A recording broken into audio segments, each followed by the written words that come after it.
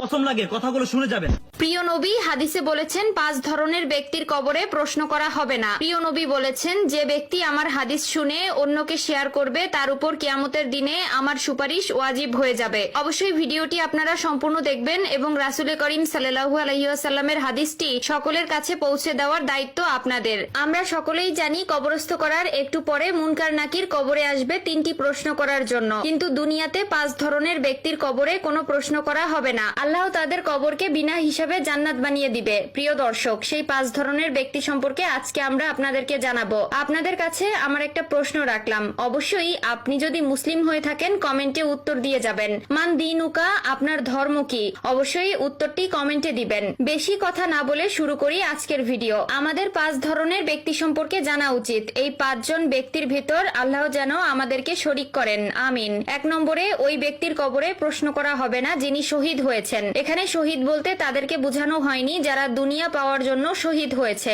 দুনিয়ার স্বার্থের জন্য শহীদ হয়েছে। আগুনে পুড়লে, পানিতে ডুবলে, কোনো দুর্ঘটনাবশত মারা গেলে ও আল্লাহর রাস্তায় জীবন উৎসর্গ করলে তাদেরকেই শহীদ হিসেবে বিবেচনা করা হয়। 2 নম্বরে, ওই ব্যক্তির কবরে প্রশ্ন করা হবে না সাদিক অথবা সত্যবাদী ব্যক্তিদের, যিনি সারা জীবন সত্য পথে চলেছেন। 3 নম্বরে, ছোট বাচ্চাদের কবরে কোনো প্রশ্ন করা হবে না।